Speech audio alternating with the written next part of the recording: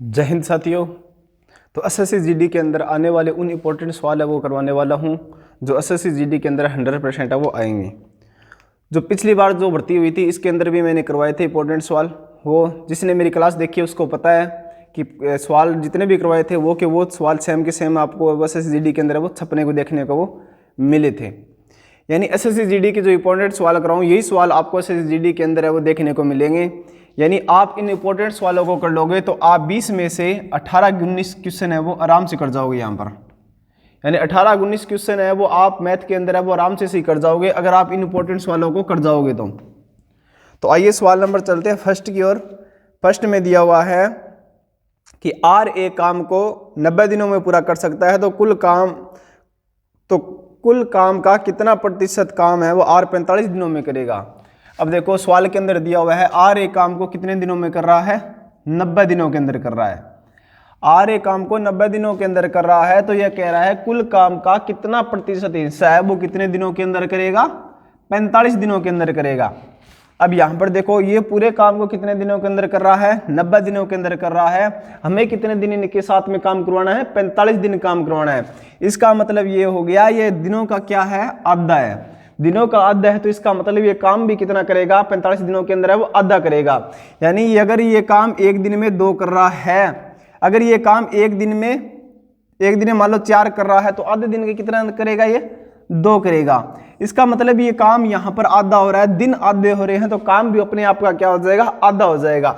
अगर यहाँ पर ये दिन क्या कितने हो जाते, अगर हम 90 से 3 से भाग देते हैं तो कितना हो जाता, अगर दिन ये कहते 30 होता, यानी ये हमसे पूछता कि 30 दिनों के अंदर काम है वो कितना प्रतिशत करेगा। इसका मतलब ये दिनों का क्या हो गया, 1/3 हो गया। 1/3 हो गया तो काम का भी क्या होगा, 1/3 होगा। इसका मतलब ये कितना परसेंट काम करेगा, 33% काम करता है ये। लेकिन इन्होंने कहा है कि 90 दिनों के अंदर पूरा कर रहा है तो 45 दिनों के अंदर काम है वो कितना प्रतिशत करेगा, 45 दिनों के अंदर कितना प्रतिशत करेगा, दिन आधा हो गया। इसका मतलब काम भी क्या होगा, अपने आप का आधा हो जाएगा। इसका मतलब 1/2 काम करेगा, ये काम कितना करेगा, 1/2 करेगा। इसका परसेंट निकालेंगे कितना आ जाएगा, 50% आ जाएगा। इसका राइट आंसर है वो कितना आ जाएगा, हमारा 50% आ जाएगा। उम्मीद करता हूं कि सबको समझ में आ गया होगा। आगे सवाल नंबर चलते हैं नेक्स्ट की ओर। अब देखो चक्रवर्ती ब्याज वाला सवाल है। कोई धनराशि 10 वर्ष में स्वयं की 2 गुनी हो जाती है। कितने वर्ष में स्वयं की 2 गुनी हो जाएगी, स्वयं की 2 गुनी हो जाएगी। तो ये पूछ रहा है वह धनराशि ज्ञात करे जो स्वयं की 4 गुनी हो जाएगी। कितने वर्षों के अंदर है वो अपने आप की क्या होगी, 4 गुनी होगी। अब देखो यहाँ पर ऐसा सवाल आए कहीं भी आपको देखने को मिलेगा तो यहाँ पर आपको क्या देगा, अगर 3 साल के अंदर हो रही है 10 गुनी, या फिर 2 साल के अंदर हो रही है 10 गुनी, या फिर 5 साल के अंदर हो रही है 10 गुनी, तो अगली आपको पूछेगा कि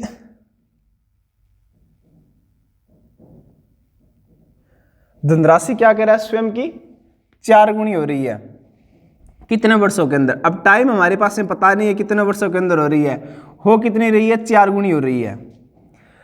अब यहां पर ऐसे सवाल आएंगे तो आप क्या ध्यान रखोगे, यहां पर जो वैल्यू देखने को मिलेगी वही यहां पर मिलेगी। ये यहां पर पावर 1 है, ये यहां पर कितनी भी पावर है वो यहां पर आपको देखने को वो मिल सकती है। यहां पर 4 कहा तो इसकी पावर क्या होगी, हमारे पास में 2 हो गई। अगर यहां पर 3 होता, 3 वर्षों के अंदर 10 गुनी होती तो हमें ये पूछता कि 9 वर्षों के अंदर अब अपने आप की कितनी गुनी होगी। तो इसका मतलब 3 की पावर है हमारे पास में 2 हो जाती। या फिर इस तरह पूछता कि ये 27 वर्षों के अंदर अब अपने आप की कितनी गुनी हो जाएगी। इसका मतलब 3 की पावर 3, इस तरह हो जाते। अब यहाँ पर देखो, यहाँ पर जो पावर देंगे कितनी भी पावर हो, अब यहाँ पर पावर 1 है, यहाँ पर पावर कितनी हो गई, 2 हो गई। अब यहाँ पर जितनी पावर होगी वहां उतनी ही पावर से हम इस संख्या से क्या करेंगे, गुणा करेंगे।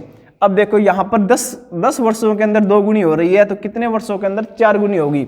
इसका मतलब पावर कितनी है, 2 को किसके साथ गुणा करेंगे, 10 के साथ में। इसका मतलब ये अपने आप की क्या हो जाएगी, 4 वर्षों के अंदर है वो 20 गुनी हो जाएगी। इसका राइट आंसर क्या हो जाएगा, ऑप्शन नंबर ए हो जाएगा। अब यहाँ पर ये देखने को मिल जाए, ये तो समझ में आ गया होगा सबको। अब यहाँ पर बता दें आपको कि कोई संख्या, कोई धनराशि अपने आप की 50 गुनी हो रही है कितने वर्षों के अंदर, 5 साल के अंदर। 5 साल के अंदर दे दे या फिर दे दे ये 7 साल के अंदर, कि ये कितने वर्षों के बाद कितने वर्षों के बाद ये अपने आप की क्या हो जाएगी, 49 गुना हो जाएगी। कितने वर्षों के बाद ये राशि 49 गुना हो जाएगी। 149 का मतलब हो गया 7 की पावर है वो कितनी हो गई, 2 हो गई। 7 की पावर 2 हो गई। तो मैंने बताया था कि आपको यहाँ पर पावर आएगी, उसी से इसको क्या करना पड़ेगा, गुणा करना पड़ेगा। इसका मतलब अगर यहाँ पर पावर 3 होती, यहाँ पर पावर 4 होती, तो इसको 50 से कितने से गुणा करते, 3 या 4 से करते। लेकिन इन्होंने कहा है पावर 2 है, तो पावर 2 है, 50 को 2 से गुणा करेंगे, मान कितना आ जाएगा, 100 आ जाएगा। यानी 100 वर्षों के बाद है वो राशि अपने आप की क्या हो जाएगी, 49 गुना हो जाएगी। अब आपको यहाँ पर ऐसा भी देखने को मिल सकता है कि ऐसा ना देकर ये देगा कि ये राशि है वो कितने वर्षों के बाद, यानी ये राशि है वो 100 वर्षों के बाद है वो अपने आप की कितना गुना होगी। तो आपको ये देखोगे कि ये 50 का है वो कितना गुना है, 2 गुना है। 50 का कितना गुना है, 2 गुना है। जो मान आएगा वो ही इसकी पावर क्या हो जाएगी, पावर चढ़ जाएगी। यानी ये 49 वर्षों के बाद अपने आप की राशि है वो क्या हो जाएगी, 100 गुना हो जाएगी। यानी ये राशि है वो क्या हो जाएगी, 49 गुना हो जाएगी। कितने वर्षों के बाद में, 100 वर्षों के बाद में। आपको ऐसा नहीं देखने को मिलेगा कि आपको यहाँ पर 7 दे दे और आपको ये कह दे कि आपकी ये राशि 48 गुना होगी या 46 गुना होगी। लेकिन आपको यही देखने को मिलेगा ये यहाँ पर जो मान दिया गया उसकी पावर ही पूछेगा आपको, अलग वैल्यू नहीं पूछेगा। यहाँ पर ये पावर ही पूछेगा आपको और ये मान पूछेगा। ये इसका क्या होगा, मल्टीपल ही देखने को मिलेगा। जो पावर होगी वो हमेशा ही वो ऐसा ही आपको देखने को मिलेगा, अलग क्वेश्चन आपको देखने को नहीं मिलेगा। ऐसे भी कोई भी परेशान ना हो कि आपको यहाँ पर देखने को मिला है तो आपको 48 गुना पे देखने को मिलेगा, नहीं मिलेगा आपको 48 गुना। आपको यही देखने को मिलेगा 7 से क्या हो रही है, 49 हो रही है। इसका मतलब 7 की पावर के अंदर आ रही है। ये भी मान है वो किसका होगा, 50 का क्या होगा, कोई ना कोई मल्टीपल होगा। तो उम्मीद करता हूँ कि समझ क्या होगा। अगला सवाल है, किसी धनराशि पर 5 वर्षों के लिए साधारण ब्याज है वो उस धनराशि का 2/5 है। यानी 5 वर्षों का वो राशि का क्या है, 2/5 है।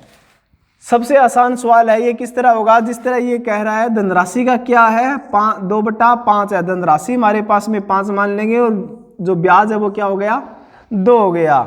एक तरीका ये रहेगा इसका, एक बेसिक ये रहेगा कि आप क्या मान सकते हो, मूलधन को 50 मान सकते हो। मूलधन का 50 मान के इसका 2/5 निकालोगे तो 20 है, इसका क्या आएगा, साधारण ब्याज आएगा। साधारण ब्याज 20 है वो क्या है, 5 वर्ष का है। तो 1 वर्ष का ब्याज है वो कितना आ जाएगा, 4 आ जाएगा। अब 4 ब्याज दर निकालनी है तो 4 बट्टा कितना हो जाएगा, 50 हो जाएगा। 50 को 100 से गुणा करोगे, मान है वो कितना आ जाएगा, 8% आ जाएगा। मान है वो कितना आ जाएगा, 8% आ जाएगा। ये तो गया इसका बेसिक है। ये इसका क्या है, आसान तरीका है। अब इसको किस तरह करोगे, जिस तरह इसको मान लोगे आप साधारण ब्याज, वो साधारण ब्याज है वो इसका क्या है, 2/5 है। 2/5 ऊपर वाली वैल्यू क्या हो जाएगी, हमेशा ही क्या हो जाएगी, जो मान बताया गया वो हो जाएगी। नीचे वाली वैल्यू क्या हो जाएगी, उसका क्या होगा, मल्टीपल है। जिस तरह ये क्या है, धनराशि का 2/5 है, धनराशि हमारी क्या हो जाएगी, 5 हो जाएगी। ब्याज है हमारा क्या है, 2 है। 2 ब्याज है वो कितने साल का है, 5 साल का है। तो ब्याज, साधारण ब्याज का फॉर्मूला क्या होता है, ब्याज बराबर मूलधन गुणा दर गुणा समय कितना है, 5 साल, भाग में 100। 5 5 25, 25 का 100। डी बराबर मान है वो कितना आ जाएगा, 8% आ जाएगा। उम्मीद करता हूं कि समझ में आ गया होगा। आगे चलते हैं सवाल नंबर नेक्स्ट की ओर। नेक्स्ट के अंदर दिया हुआ है 5 संख्याओं का औसत 32 है, एक संख्या हटा दी जाए तो 28 हो जाता है। जिस तरह इन्होंने कहा है 5 संख्याओं का औसत कितना है, 32 है। एक संख्या हटा दी जाए, संख्या कितनी बन सकी, 4 बन सकी, तो औसत है वो कितना हो गया, 28 हो गया। ये पूछ रहा है कि निकालने की संख्या है वो कितनी है। अब देखो मैंने कहा था औसत का मतलब होता है प्रत्येक संख्या का मान के चलते हैं। जिस तरह इन्होंने कहा है 32 है, औसत 5 संख्याओं का मान 32 है, इसका मतलब प्रत्येक संख्या का मान कितना है, 32 मान के चलते हैं। रियल के अंदर 32 है नहीं, लेकिन हम इमेजिनरी के तौर पर मान के 32 चलते हैं। औसत का मतलब यही होता है, यानी प्रत्येक संख्या 32 तो है। अब ये कह रहा है मान है वो 28 हो जाता है एक संख्या निकलने के बाद में। एक संख्या निकलने के बाद में 28 हो जाता है। मैं कह रहा हूं अगर इन्होंने वो निकालेगी संख्या क्या है, 32 है। अगर निकालेगी संख्या 32 होती तो हमारा औसत है वो कितना रह जाता, 32 ही रह जाता। तो औसत के अंदर कोई प्रभाव है वो नहीं पड़ता। लेकिन इन्होंने कहा है औसत है वो 28 हो जाता है, यानी 4 औसत है वो कम हो गया। 4 औसत कम हो गया, लेकिन वैल्यू हमें पता नहीं कितनी कम हो रही है। 4 औसत कम हुआ है, कितने नंबरों पर कम हुआ है, 4 नंबरों पर कम हुआ है। कितने पर हुआ है, 4 पर कम हुआ है, तो इसका मतलब है 16 नंबर कम हो गया, यानी एक्स्ट्रा 16 नंबर है वो क्या लेके जाएगा, बाहर लेके जाएगा। तो 32 में से 16 जोड़ेंगे, मान है वो कितना आ जाएगा, 48 आ जाएगा। उम्मीद करता हूँ कि समझ में आ गया होगा। ये इसका शॉर्टकट तरीका है, आसान तरीका यही होगा। ये तरीका मैंने पिछले क्लास कराई थी, पिछले SSGD के अंदर करवाया था। ये तरीका मैंने बताया था किस तरह आपको औसत का सवाल करना है। जो बड़ा तरीका उससे आपको औसत का सवाल है वो हल नहीं करना। 28 रह गया, औसत के अंदर कितना कम हो रहा है, 32 से 28 हो रहा है, औसत के अंदर 4 कम हो रहा है। कितने नंबरों पर कम हो रहा है, 4 नंबरों पर कम हो रहा है। टोटल मान कितना कम हो रहा है, 16 कम हो रहा है। 16 कम हो रहा है, इसका मतलब बाहर गया हो गया, मान है वो क्या लेके जाएगा, 16 अधिक लेके जाएगा, यानी बाहर निकलने वाली संख्या क्या हो जाएगी, 48 हो जाएगी। उम्मीद करता हूँ कि समझ में आ गया होगा। ये सब के सब सवाल SSGD के लिए इंपॉर्टेंट है, हर एक परीक्षा के अंदर आपको देखने को वो मिलेगा। सदाबहार सवाल आने वाले सवाल है, और ये सवाल नहीं करके जाएंगे तो आपका जो मेरिट के अंदर नाम है वो मुश्किल होगा। तो उम्मीद करता हूँ कि समझ में आ गया होगा। तो जय हिंद दोस्तों, मिलते हैं अगले वीडियो में।